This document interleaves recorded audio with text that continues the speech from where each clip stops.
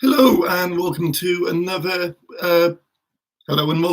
English Help Desk Live. And yeah, today this is truly live, so we'll find out just how many of you actually watch online, live or not. I'm not expecting many in the way of viewers today, but we'll see what happens. Anyway, today we are looking at idioms with numbers. So we've previously looked at idioms using the number 1 and idioms using the number 2. Today we're just looking at more general numbers, 3, 4, 100, 1,000, and just lots of different numbers. So let's have a look. The idioms that we will be looking at today are 3 cheers for someone, the 3 R's, on all fours. We'll also be looking at it's 6 to 1, but half a dozen to the other. Knock someone for 6. 6 feet under. A 9 to 5 job or mentality or attitude. On cloud 9. A stitch in time saves 9. And then finally, we'll be looking at dressed up to the 9s. 40 winks, 100, 1,000, 1,000,001. So those are the idioms that we will be looking at today. Let's begin with our first one then. Our first one is 3 cheers for someone. What does this mean? This means it's an expression of praise, approval, or enthusiasm for something someone has done well. Basically, what this means is it's an expression of congratulations. Maybe somebody's won something. Maybe someone has done a really good job. Often, we just use it if it's someone's birthday. But let's have a look at an example. Let's have 3 cheers for John and Kate, who gave birth to their first child. Now, very often when we use 3 cheers, we use this phrase as well. Hip, hip, hooray! Hip, hip, hooray! Hip, hip, hooray! That's just our way of giving cheers for someone. It's a bit silly, but that's the way it is in English. Now, obviously, when people have a child, that is a very important moment in that couple's life. So we want to congratulate them. We want to show our support and enthusiasm for them achieving such a momentous point in their life. So, yeah, we want to give them 3 cheers. Another example might be 3 cheers for Jane, who scored the winning goal in the game. So Jane managed to win the game for that team. The rest of the team want to congratulate her, so they're going to give 3 cheers towards her. Hip, hip, hooray. Hip, hip, hooray. Hip, hip, hooray. So 3 cheers means to congratulate someone in some way, to show support or enthusiasm for something that they have done well. Let's have a look at our next one then. Our next idiom is the 3 R's. The 3 R's are the 3 basic and essential skills one first learns at school: reading, writing, and arithmetic. Arithmetic is another word for mathematics, maths, math, depending on what country you are living in. Maths is more British, math is more American, but arithmetic has the same meaning. Now, you might be thinking the 3 R's, but arithmetic begins with an A. Writing begins with a W. Yeah, I know. English is just a stupid, stupid language. But R is the dominant sound in each of those 3 words, at the beginning of each of those 3 words. Reading, writing, arithmetic. R arithmetic. And yeah, let's have a look at an example of how this is used. The 3 R's are the most important thing any child can learn at school. And it is in English education, being able to read and write is incredibly important. Being literate, being able to just do simple, basic things is the skill that many children need to learn when they first grow up. Same with arithmetic, mathematics. Being able to do basic sums is an important skill that we're all going to have throughout our lives. So the 3 R's are the important skills that everyone needs to learn. Things like geography, history, English are maybe less important skills depending on how you grow up, what kind of job you go into, but the 3 R's are the things that you will need for pretty much every job. Another example might be, without the 3 R's, little Timmy will have a lot of trouble in life. So if little Timmy cannot read, cannot write, cannot do simple mathematics, yeah, he's going to struggle to find a job or struggle just to get very far and do very well in life.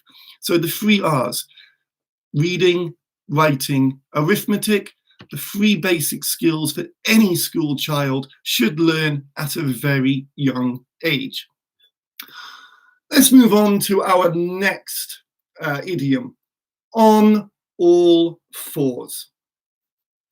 So on all fours is more of a position that people take.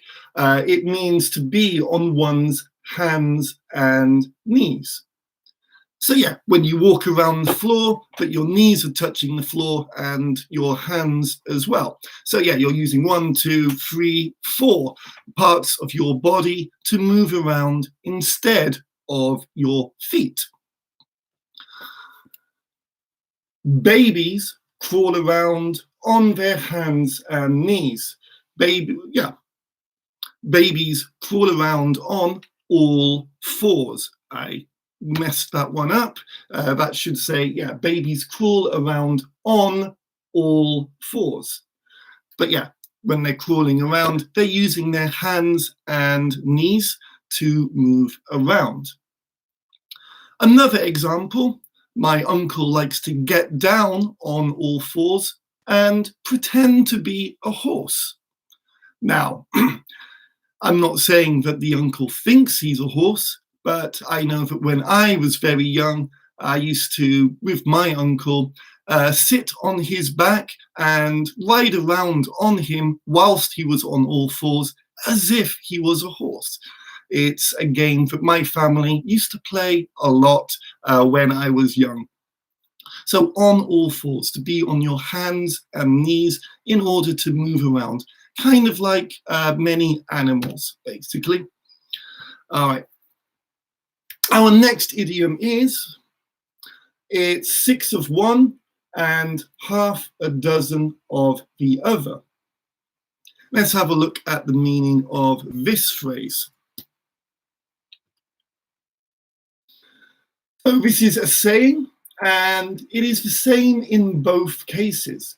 There is little difference between 2 things or situations and other things. So yeah, things, basically you have a choice and it's 50-50 which one is going to be the best. They're about the same, they're about equal in both situations. As an example, I can either take the subway or the bus home. It's rush hour, so it's 6 of one and half a dozen of the other. So rush hour is the busy time, usually kind of between 5 p.m. to 7 p.m. in the evening, or 8 a.m., 7 a.m., 8 a.m. to 9 a.m. in the morning. It's when most people are traveling to work, and especially in cities, the buses, the roads rather, can be very crowded. Likewise, the subways can be full of people. So Um, in this situation, yeah, it kind of takes about the same amount of time to get home in both situations. It will take the same amount of time taking the bus as it will the subway. Likewise, the subway and the bus is probably going to be as equally crowded as each other. So it doesn't really matter if that person takes the subway or if he takes the bus. The situation is going to be about the same in both circumstances. Another example, I don't know whether to get my girlfriend chocolates or roses for Valentine's Day. It's 6 of one, half a dozen of the other, as she loves both equally. So, Valentine's Day is coming up. I need to buy my girlfriend a gift. What am I going to get her? If I had the money, I would probably get her both. But maybe in this situation, I don't have enough money. I can only buy one thing or the other. She likes both, so it doesn't really matter which one I get her, but it's still a decision that I'm struggling to make, even though the result is probably going to be exactly the same, whichever one that I get her. So 6 of one, half a dozen of the other, a situation in which both results are pretty much exactly the same. Both results are 50-50 in their result. And hello to the person who's just come online. Nice to meet you. Even though I think I know who this person is. All right, let's move on to our next situation. Knock someone for 6. So, when you knock someone for 6, this actually has 2 different definitions, and I'm going to explain both definitions. But let's begin with the first definition. To defeat an opponent completely in any kind of competition or rivalry. So yeah, we often use this in terms of sports. I might be wrong. It could come from cricket. I'm not sure, because scoring a 6 is one of the best scores you can get in cricket. But if it doesn't matter. It's a term that we often use for sports, when the winner has a great victory and has done much, much, much better than the other person. So, if we're talking about boxing, for example, JJ fought Logan in the boxing match and knocked him for 6. So in this example, JJ was the winner and he completely defeated his opponent, Logan. Now, you might be aware of the actual boxing match to which I'm talking about, in which case JJ or KSI didn't actually knock Logan Paul for 6, but I wanted to. I wanted him to. I really wanted JJ to win by a bigger score than he got. But that's the way it is. Another example, I played Matt in chess and knocked him for 6. So in this example, in this chess game, I was the winner, Matt was the loser, and I beat Matt really, really well. So our first definition is more for sports, and yeah, when you completely defeat an opponent. But as I said before, to knock someone for 6 has a second definition, and that means to have a strong emotional effect on someone. Yeah, let's have a look at an example for that. I just heard the bad news and it really knocked me for 6. So yeah, the bad news has had a strong effect, a strong emotional effect on the person hearing the bad news. I'm sure you know the feeling where maybe you have to sit down for a moment or two. You have to sit there and really kind of think about what the bad news is, how it's affecting you emotionally. It upsets you, it makes you feel bad, and you can't do anything else for a few moments. It has a strong emotional effect on you. It knocks you for six, much like in a boxing match when somebody hits you and you're stunned, you're dazed, you just can't think about anything else. Another example might be, I studied so hard for that test, so to get a D knocked me for six. Again, bad news having a strong effect on someone. Nobody wants to get a D, especially if you've tried really hard to get a much better grade. It's really disappointing, and again, that person is suffering from the bad news that they've just heard. So to knock someone for six means, in the second example, to have a strong emotional effect on someone. Our next idiom, 6 feet under. In a previous video, I mentioned feet. A foot is about 1/3 of a meter, approximately 32 centimeters, something like that. But to be 6 feet under means to be dead. It means to be buried under the ground.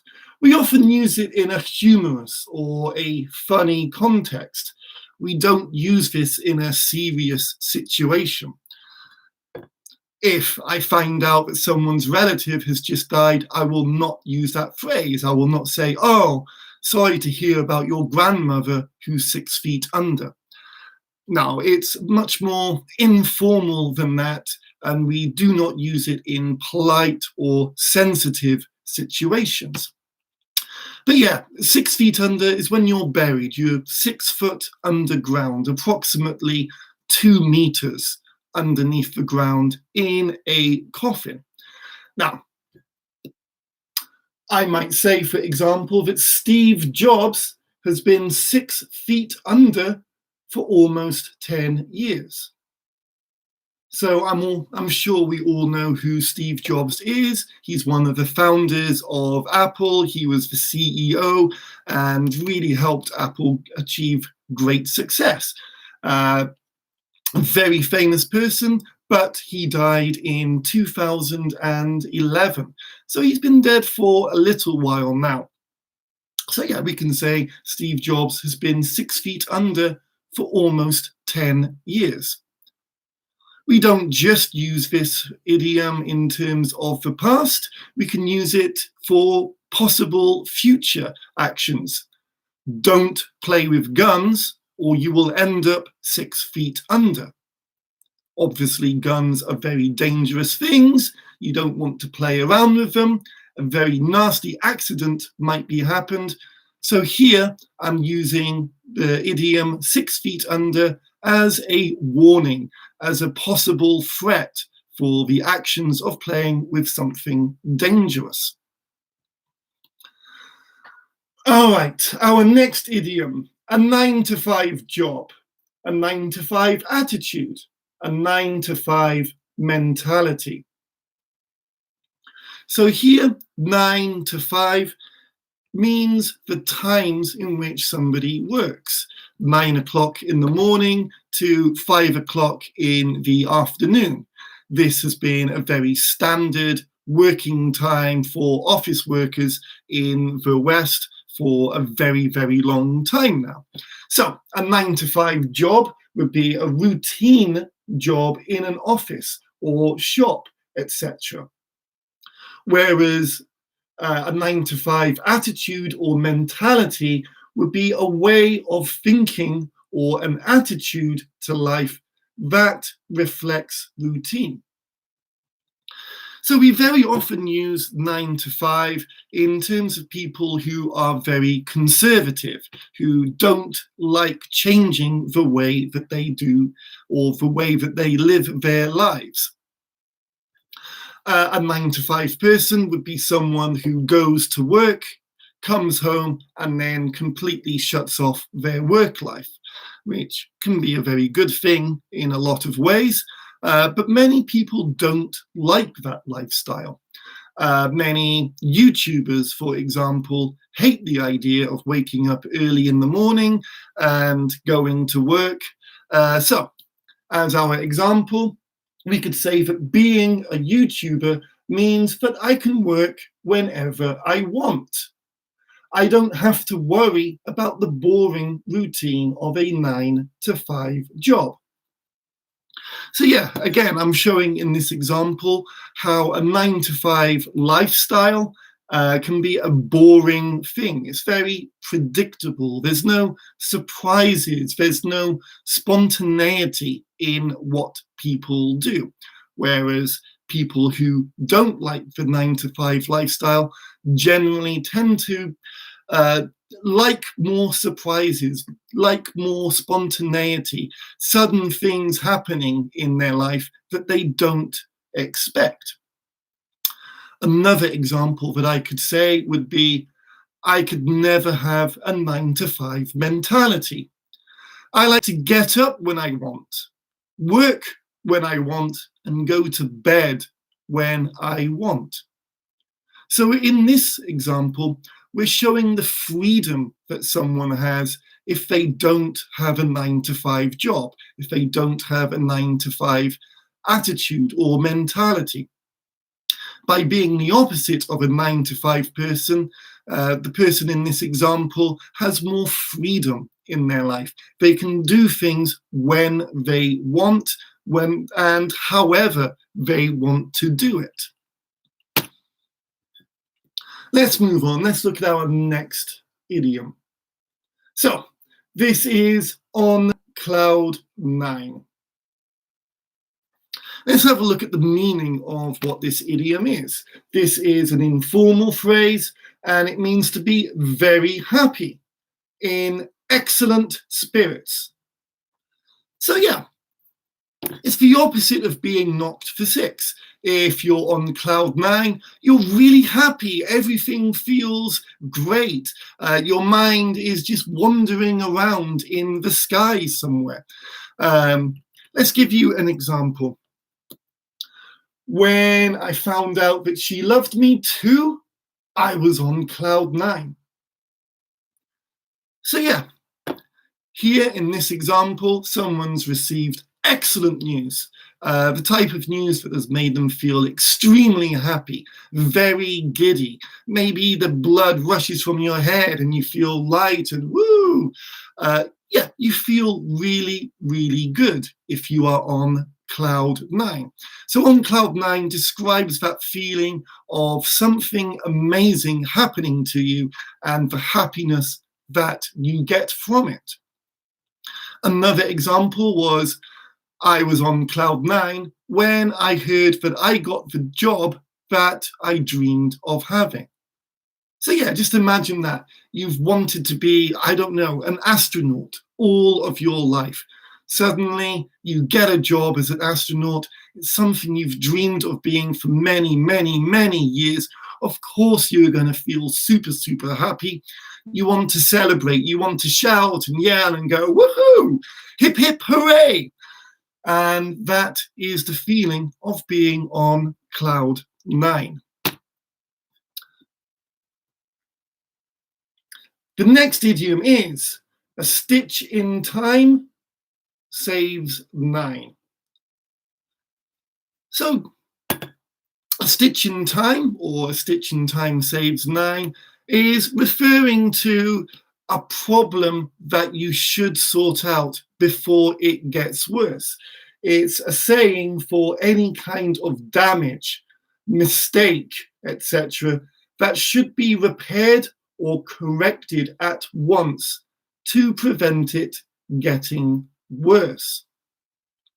So if you know that something's going to become a bigger problem in the future than it is now, it's better to sort the problem out now rather than leave it for a long time when it's going to be much more difficult or much more expensive to solve the problem in the future. An example would be, you should check your homework for mistakes before handing it in. After all, a stitch in time saves 9. In this example, it's better to look at your homework for mistakes now, because then you can correct them, you can change the mistakes, and you'll get a better grade for the homework that you've got, or the homework that you've given in, rather than just doing it once, quickly handing it in and getting a lower grade because of all the mistakes. It's better to spend a little bit of extra time checking your homework now than it is later to hand in the bad homework and then spend a lot of time worrying and being angry about the terrible grade you got and how it's going to affect your overall grade. Let's have a look at another example. Fixing the problem now will cost you only $50. But if you leave the problem for a long time, it will get much worse and cost much, much more to fix it. So, a stitch in time. Yeah. If there's, let's say I've got a problem with my teeth. It's better to go to a dentist now, get the dentist to sort out the problem. It's not going to cost much money. The dentist will be able to sort out that problem. But if I leave that problem with my teeth for many months, many years, then the problem with my tooth is just going to get much, much worse. It's going to become much, much more painful, and the surgery or the operation that the dentist will have to do will take a lot longer, it will be more painful, and it's going to cost a lot more money. So a stitch in time means it's better to sort a problem out now rather than wait until the problem gets much worse and it becomes much more difficult to fix at a later date. Our next idiom, dressed up to the nines. This example means to be dressed in one's best clothes. So you're going out somewhere, or you're going to a special party or a special function. You want to make sure that you look as good as you can. You want to make sure that you are wearing your best clothes so that everybody will be impressed by what you are wearing.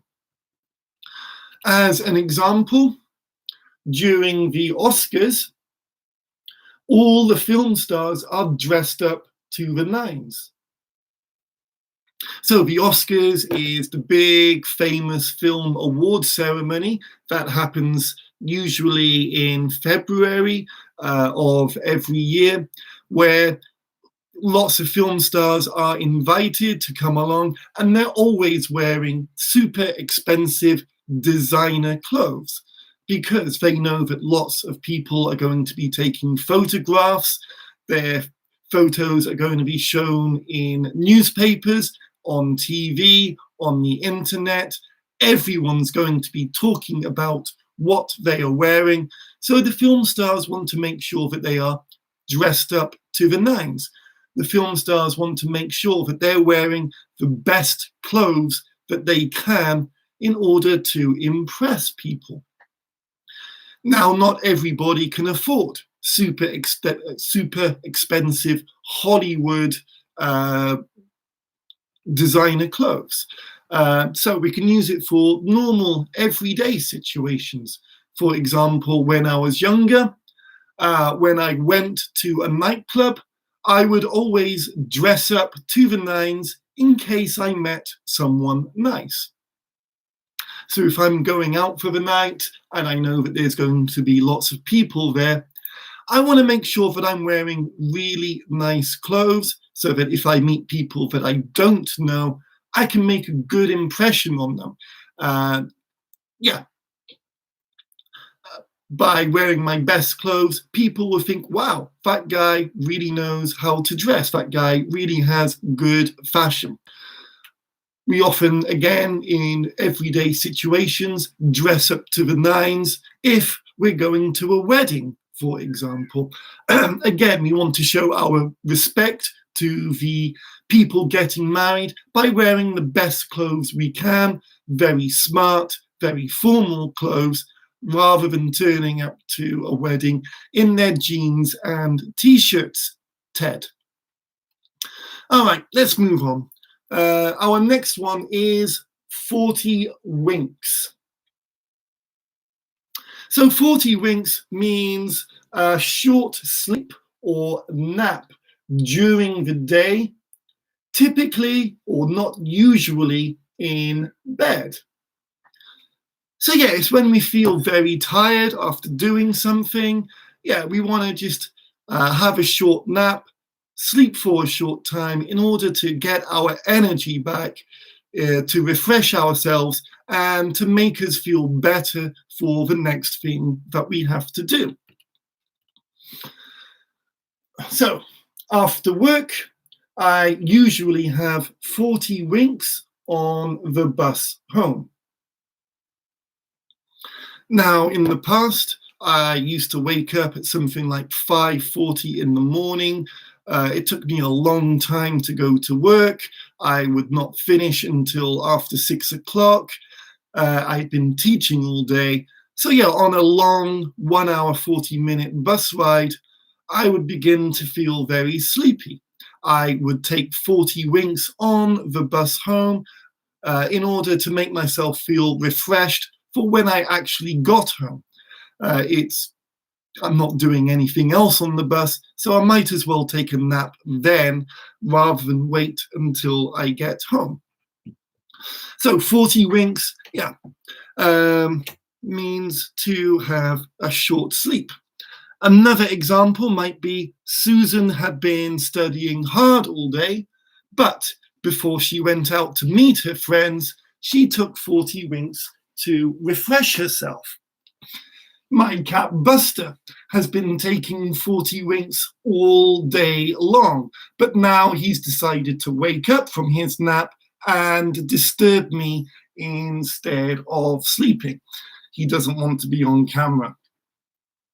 But yeah, Buster, my cat, has been taking 40 winks and he's just woken up from that nap and is disturbing me whilst I try to work. Let's move on. I believe this is our last one. So 101, 1,001, 1,000,001. So we can change the number depending on how much we want to exaggerate or show that we feel stressed about something. The idiom means having many things to do, too many things to do, places to go, people to see, etc. We use it to indicate that someone is very busy. So I'm sure that you all know the feeling. You want to go out, you want to have fun, you want to do something relaxing, but you've just got a lot of work to do. Your friends are there going, come and play. But you're like, I've got 101 things to do. Or I've got 1,000,001 things to do if you want to show how busy that you are. As an example, we could say, I have 1,001 things to do tonight, so I can't go to the movie theatre with you. Maybe you've got homework to do. Maybe you've got house chores to do. Maybe you've got to cook dinner. Maybe you've got to look after your child. Maybe you've got all of those things to do that night, meaning that you are unable to relax. You cannot stop doing your duties. You've got to finish all of those tasks. And yeah, you feel very stressed. You feel very busy about it. Another example, so if you're having a wedding, for example, uh, wedding ceremonies, there's lots and lots of things to plan. There's lots and lots of things to get ready. So you could say that there are 1,000,001 things to do before this wedding will be ready.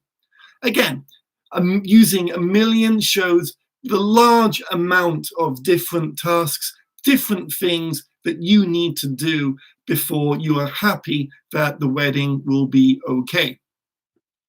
All right, so let's review what we looked at.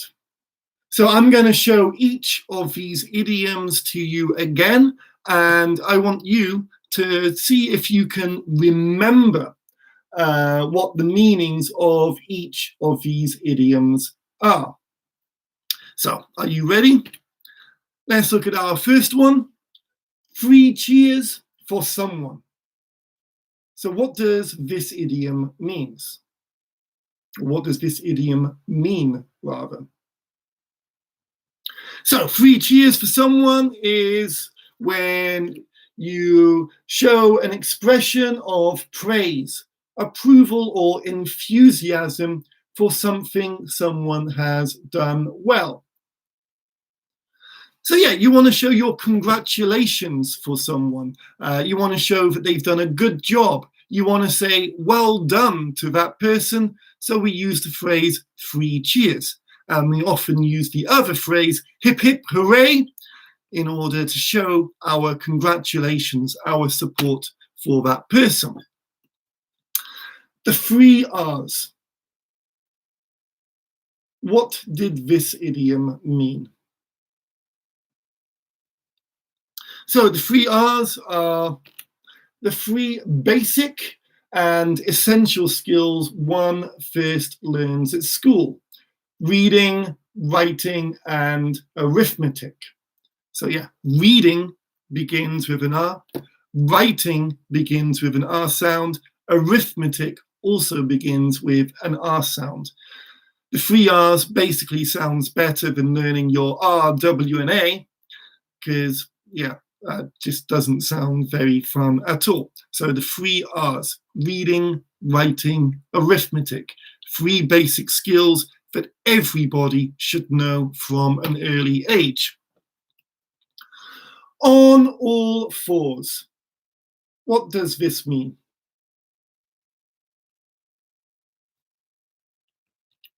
So on all fours is when you use one's hands and knees. When you use your hands and knees to move around, much like a baby or an animal. It's 6 of one and half a dozen of the other. What is the meaning of this idiom? So it's 6 of one, half a dozen of the other, means that it is the same in both cases. There is little difference between 2 things or situations, etc. So yeah, 2 things are basically equal to each other. It doesn't matter which option you take, as one option will be the same as the other option, and it's a 50-50 result in effect. Knock someone for 6. So this one has 2 definitions. The first definition is what? So the first definition of knock someone for 6 is to defeat an opponent completely in any kind of competition or rivalry. Yeah, so we often use it for sports, where one person is the clear winner over someone else. The second definition is to have a strong emotional effect on someone. Very often we use it for receiving bad news or something terrible that happens to us that makes us want to sit down and just go, take a few moments to breathe and pause and digest what we've just heard.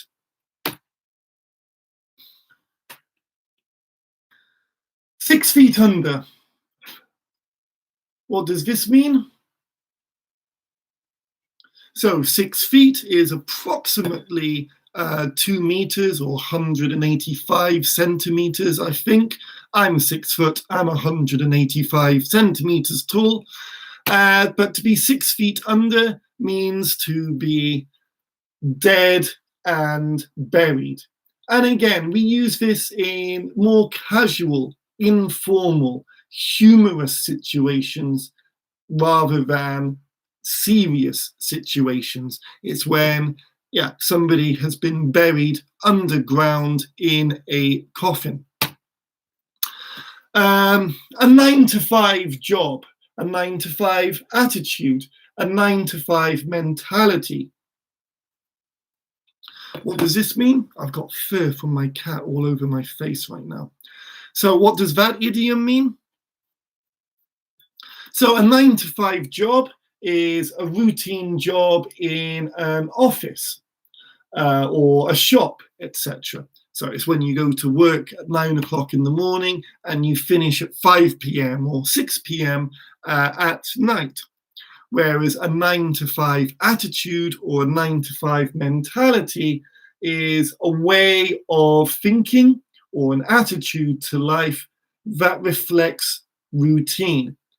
It kind of suggests that that person is a little bit boring and they don't like much excitement or freedom in their life. On cloud 9. Do you remember this meaning? So on cloud 9 is, again, it's an informal saying. It's when you are very happy. You are in excellent spirits. You've just heard something great that makes you feel dizzy and lightheaded and makes you want to shout and yell in a good way. Woohoo! That is to be on cloud 9. A stitch in time, or a stitch in time saves 9. What does this mean? So a stitch in time means any kind of damage or mistake, etc., should be repaired or corrected at once to prevent it getting worse. So if you have some kind of problem, it's better to solve a problem now rather than wait when the problem could get much, much worse, much more difficult to solve, much more expensive to solve. It's better to sort out a problem now. Dressed up to the nines. What did this mean? So dressed up to the nines means to be dressed in one's best clothes. So it could be a suit, it could be a really nice dress, it could be a tuxedo, it could be expensive designer clothes. It's your best clothes, the clothes that show you looking your best, as opposed to just wearing jeans and t-shirts instead. 40 winks. 40 winks.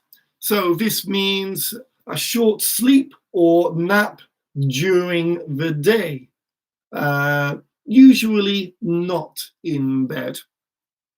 So yeah, to take 40 winks just means to, I don't know, sleep for 20 minutes, just to refresh yourself, give yourself energy. I think that my cat is taking 40 winks right now because he's gone very quiet all of a sudden. Good. And our last one is 101, 1,001, 1,000,001. What did this mean?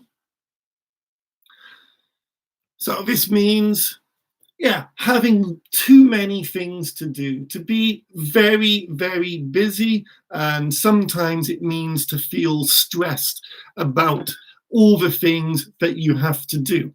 And we can say 101, 1,001, 1,000,001, depending on how much we want to show someone that we are busy or how many things that we have to do. It's not a true phrase, it's an exaggeration, but it gives the effect that other people know you have a lot of things to do. Okay, so what I would like you to do now is to practice. I want you to try and write your own sentences with these idioms and comment below. So yeah, don't take 40 winks after watching this video. Make sure that your 101 things are finished and that you can begin to do this. Knock me for 6 with just how amazing your sentences are, because I will feel on cloud 9 if I get lots and lots of comments. And remember, a stitch in time. It's better to do the sentences now whilst they're still fresh in your mind than do them later when you've forgotten what they mean. And subscribe, please. And tell others about me as well. If you're going to start using these idioms with your friends, make sure that they're watching this video so that they understand what you mean when you say, I don't know, on cloud 9, or hey, I was on cloud 9 after watching this video. You'll feel on cloud 9 too. It will really knock you for 6. And they'll be like, what? So yeah, tell others about me. Get them to watch the video so that they understand what you are talking about when you use the idioms that I've told you. And turn on that notification bell. There are going to be more videos. I'm going to try and make sure that there's a video released on Thursday this week. It's going to be a writing-based video, and I'll also be going live. I have a big project that I'm trying to do. It's going to take me a long time, but there will be many more interesting videos in the future. Videos that will teach you good strategies for having a discussion with someone. So subscribe, turn on that notification bell so that when those videos come out, you'll know. And when I go live, you'll know that as well. Okay, well, I'm going to finish here. This is the end of this video. Thank you very much for watching. Until next time, bye-bye.